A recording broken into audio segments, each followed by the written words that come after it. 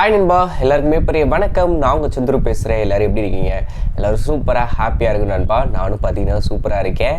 So லைட்டாக பார்த்தீங்கன்னா ஃபீவரிஸாக இருக்குது. நான் போன ரீல்ஸில் கூட சொல்லியிருப்பேன், ஃப்ரெண்ட்ஸோடு பார்த்தீங்கன்னா வெள்ளிக்கிழமை நைட்டு கிளம்பி கொச்சினோட ஒண்டரில் போயிட்டு அதுக்கப்புறம் பார்த்தீங்கன்னா மறுநாள் வேகமானில் அந்த ட்ரெக்கிங்கு ஜிப்லைனு எல்லாமே பார்த்தீங்கன்னா போயிட்டு வந்தோம். ஸோ வந்த உடனே பார்த்தீங்கன்னா சளி பிடிச்சிக்கிச்சு, காய்ச்சல் வர மாதிரி இந்த மாதிரி போயிட்டுருக்கு. பட் பரவாயில்ல. நண்பா, ஒன் ப்ளஸோட 12ம் OnePlus 12R பார்த்தீங்கன்னா கூடிய சீக்கிரம் இந்தியாவில் லான்ச் பண்ண போகிறாங்க. அதாவது ஃபஸ்ட்டு வந்து சைனா லான்ச் பண்ணுறாங்க. அதோட டேட்டு பார்த்தீங்கன்னா December 5 பார்த்தீங்கன்னா சைனாவில் லான்ச் ஆகுது. அதுக்கான டீசர் எல்லா லைவ் இமேஜ் எல்லாமே வந்துருச்சு. அதை பற்றின டீட்டெயில்ஸ் பார்க்க போகிறோம். இன்னொன்று இந்தியாவில் பார்த்தீங்கன்னா இந்தியாவில் மட்டும் கிடையாது, சைனாவை தவிர்த்து குளோபலாக January 24, அதாவது அடுத்த வருஷம் முதல் மாதம் 24 பார்த்தீங்கன்னா லான்ச் பண்ணுறாங்க. 2 ஸ்மார்ட் ஃபோனுமே லான்ச் ஆக போகுது. OnePlus 12 அண்ட் OnePlus 12R, இந்த 2 ஸ்மார்ட் ஃபோனுமே. இப்போ OnePlus 12ல் பார்த்தீங்கன்னா ஸ்பெக் வைஸ் பார்க்கும்போது உண்மையிலேயே சூப்பராக பண்ணியிருக்கானுங்க. இதோட ப்ரைஸிங்கை வச்சு தான் இந்தியாவில் சக்ஸஸ் ஆகுமா இல்லையா அப்படின்றத பார்த்தீங்கன்னா தீர்மானிக்க முடியும். ஃபஸ்ட்டு இதோட டிசைன் ஆல்ரெடி இப்போ கடந்த ஒரு 3 சீரீஸாக பார்த்தீங்கன்னா அவங்க இதைத்தான் கொண்டு வந்துக்கிட்டு இருக்காங்க. 10 சீரீஸாக இருக்கட்டும், 11 சீரீஸாக இருக்கட்டும், இப்போ 12 சீரீஸ்லேயும் அதே டிசைன் தான் ஐஃபோனை ஃபாலோ பண்ணுறாங்க. சாம்சங்குமே இப்போ அதை தான் ஃபாலோ பண்ணுறாங்க. அவங்க ஃப்ளாக்ஷிப் லெவல் ஸ்மார்ட் ஃபோனுக்கு டிசைனை அவ்வளோ சீக்கிரம் மாற்ற மாட்டுறானுங்க.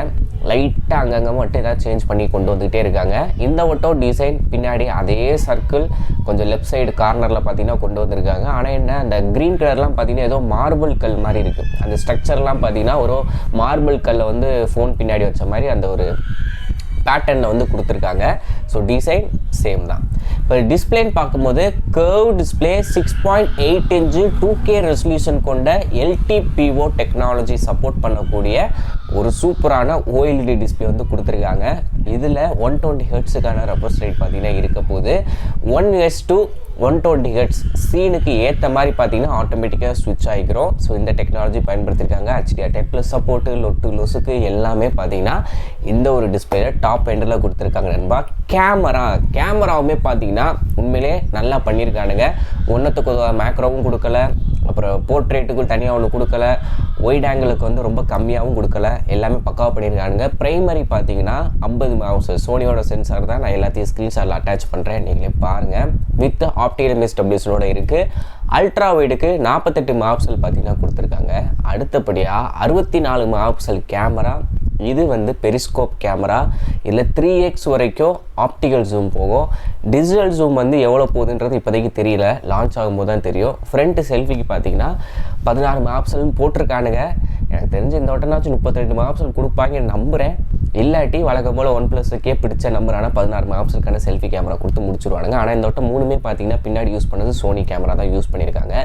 லைவாக வரட்டும், அதுக்கப்புறம் வீடியோஸ் ஃபோட்டோஸ்லாம் எப்படி இருக்குது என்னன்றதை பார்த்து தெரிஞ்சுக்கலாம். பேட்டரின்னு பார்க்கும்போது 5400 mAh பேட்ரி. அதை குயிக்காக சார்ஜ் பண்ணுறதுக்கு 100 வாட்ஸுக்கான சார்ஜர் பார்த்தீங்கன்னா கொடுக்குறாங்க. வயர்லெஸ் சார்ஜிங் சப்போர்ட் பார்த்தீங்கன்னா உங்களுக்கு 50 வாட்ஸ் வரைக்கும் சப்போர்ட் பண்ணும். ஆனால் நீங்கள் அந்த OnePlusோட அந்த வயர்லெஸ் சார்ஜிங் டிவைஸ் வாங்கணும். ரிவர்ஸ் சார்ஜிங் உங்களுக்கு 10 வாட்ஸ் வரைக்கும் பார்த்தீங்கன்னா சப்போர்ட் பண்ணும். ஸோ ஃபோனில் வயர்லெஸ்ஸும் இருக்குது, ரிவர்ஸ் சார்ஜிங் சப்போர்ட்டு பார்த்தீங்கன்னா கொடுத்துருக்காங்க. உள்ளே யூஸ் பண்ண ப்ராசஸர் அடுத்த வருஷத்தை கலக்குன்னு கலக்கக்கூடிய Snapdragon 8 Gen 3 5G ப்ராசஸர் பார்த்தீங்கன்னா யூஸ் பண்ணியிருக்காங்க நண்பா. ஸோ Snapdragon 8 Gen 3 பற்றி எதுவும் சொல்கிறதுக்கு இல்லை. One of the most powerful ப்ராசஸராக பார்த்தீங்கன்னா அடுத்த வருஷம் எல்லா பிராண்டும் அவங்களோட ஃப்ளாக்ஷிப் லெவல் ஸ்மார்ட் ஃபோனுக்காக தான் யூஸ் பண்ண போகிறாங்க. அப்புறம் LPDDR5X RAM வந்து கொடுத்துருக்காங்க. UFS 4.0 ஸ்டோரேஜுக்கான ஆப்ஷன்ஸு எல்லாமே பார்த்தீங்கன்னா டாப் எண்டில் இருக்குது.